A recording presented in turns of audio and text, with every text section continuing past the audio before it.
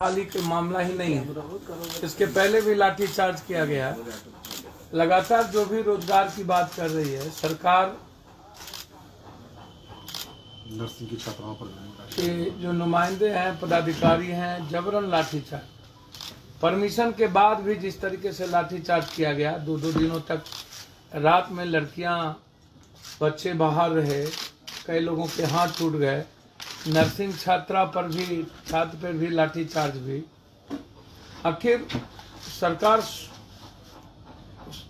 समाधान तो देती नहीं है, लेकिन उसको उलझाती रहती। आखिर कारण क्या है?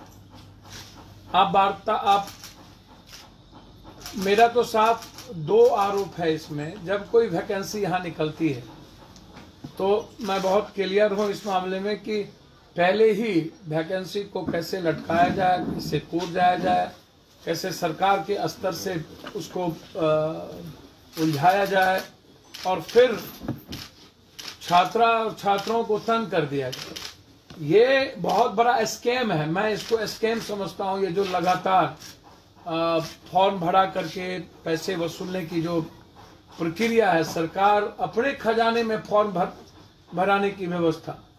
तो मैं मांग करता हूं कि एक तो मिनिमम फॉर्म भरने की फीस लगे, 50 रुपये से ज्यादा किसी भी कीमत पर फॉर्म में ना लगे, और जो एग्जाम ना हो उसका फीस बच्चों को वापस किया जाए। यह एक बड़ा घोटाला है। दूसरा, आप हमेशा ये तय हो जाता है कि किसको नौकरी देनी है, किसका नौकरी होगा और किसकी नौकरी नहीं होगी। जो देखा गया है कि प्रतिभावान लड़के हैं, जो भी ऐसे बच्चे हैं जो अपने मेरिट के आधार पर नौकरी में आते हैं, जो एग्जामिनेशन में बैठते हैं जिसको कोई मतलब नहीं है। अब आगे जो एक एग्जाम हुआ, अभी मैटर आया है कि जो एक ही सेंटर के लगभग लोगों को नौकरी मिल गई, सीरियल वाइज रोल नंबर। तो इसका क्या मतलब है कि आप एक ही जगह आपने बेईमानी करवाई, एक जगह आपने मैनेज किया, उसके बाद वहीं से सारी प्रक्रिया होगी। आप दो तरह से, या तो आप सेंट्रल मैनेज करते हैं या फिर आप तरीके को चेंज करते हैं। और उसके बाद जब बच्चे आपको खुले तौर पर बहाली की प्रक्रिया को लाने की बात करता है तो आप फिर उस पर लाठी चलाते हैं। तो मुझे लगता है कि परसों 23 तारीख को जो किसान न्याय मार्च है, उस न्याय के साथ बिहार में बढ़ते अपराध, रुपेश की सीबीआई इंक्वायरी के साथ साथ छात्रों पर हुए जुल्म के खिलाफ सुभाष चंद्र बोस मूर्ति के पास से युवा मोर्चा, छात्र युवा शक्ति और पप्पू ब्रिगेड के नेतृत्व में राजभवन घेरने की हमारी व्यवस्था है। जो पूरे भारत में किसानों ने जो निर्णय लिया है, उसमें पूरी पार्टी हम लोग खड़े हैं। और उसमें बिहार में लाठीचार्ज के साथ साथ अपराध, इसलिए हमारी पार्टी इस लाठीचार्ज के खिलाफ सड़कों पर उतरी। दूसरी चीज, लगातार मैं कई बार मैंने कहा, महुआ में वकील की हत्या, दानापुर में, फिर आज जकनपुरा में एक बच्ची को गर्दन काट के अलग कर दिया, धर अलग कर। सरैया में बिक्की, 24 साल के बिक्की, एक बच्चे थे जिसकी तिलक थी परसों, उसको गोली मार दी गई पूरे तरीके से, वो डेथ कर गया रात। अब आप हमें बताएं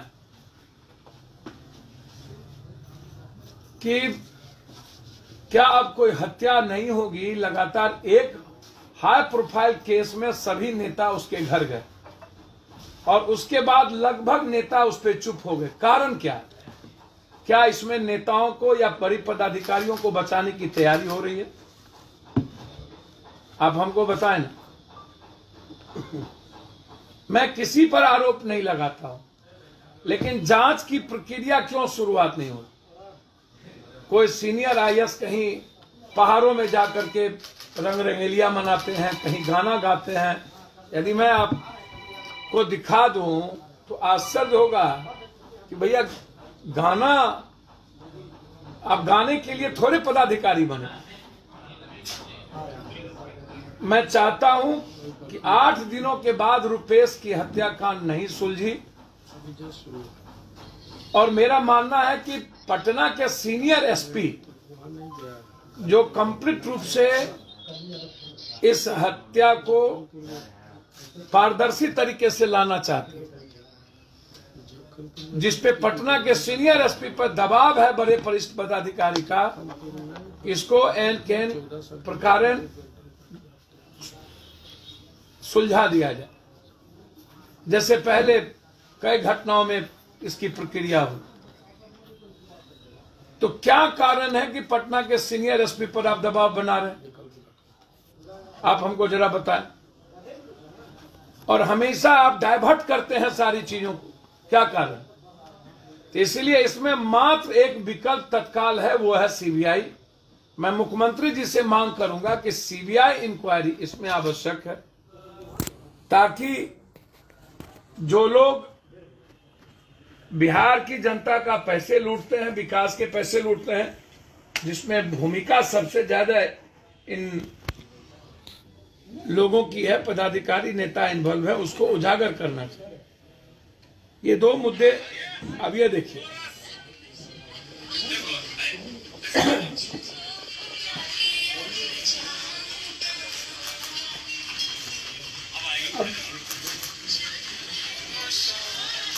अब ये पदाधिकारी गाना गा रहे हैं,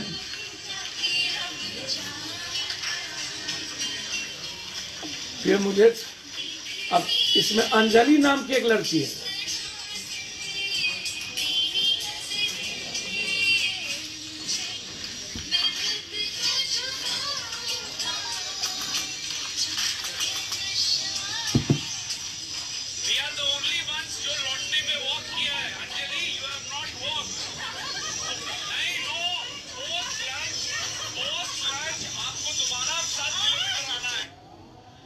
अब ये अंजलि अगले साल मर चुकी है, कोई इंक्वायरी नहीं हुआ, पोस्टमार्टम अंजलि की नहीं हुई। ये अंजलि इसमें है, डेथ कर चुका। तो एक नेक्सस बहुत बड़ा पटना में। मेरा सीधा है कि इसकी जांच की प्रक्रिया को डाइवर्ट करने की पूरी कोशिश, इसमें बड़ी मछली और कई पदाधिकारियों को बचाने की साजिश, बड़े से बड़े लोगों को बचाने की साजिश हो रही है। भारी दबाव है सीनियर एसपी पर कि आप इस केस को अविलंब पटाक्षेप करें। सीनियर एसपी इस केस के अंतिम तक जाना चाहते हैं, लेकिन मुझे नहीं लगता कि जिस तरह के हालात हैं वो जा पाए। इसलिए मैं सरकार से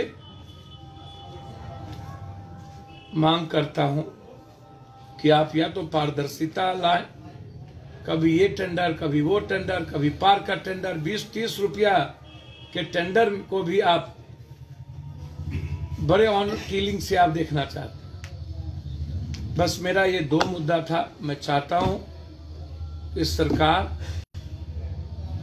यदि इस पे मजबूती से कार्रवाई नहीं करेगी तो हमारे लॉ विभाग के जो अध्यक्ष के द्वारा इसमें हम कोर्ट का दरवाजा खटखटाएंगे 2 से 3 दिनों के अंदर कि आप, क्योंकि इस परिवार के सदस्य भी चाहते हैं सीबीआई इंक्वायरी हो। या तो हम परिवार से आग्रह करेंगे कि आप कोर्ट जाएं और सीबीआई इंक्वायरी की मांग करें, न्याय नहीं मिलेगी, या नहीं तो फिर हमारी पार्टी की तरफ से पीआईएल फाइल होगा कि इसमें सीबीआई इंक्वायरी का आप आदेश दें।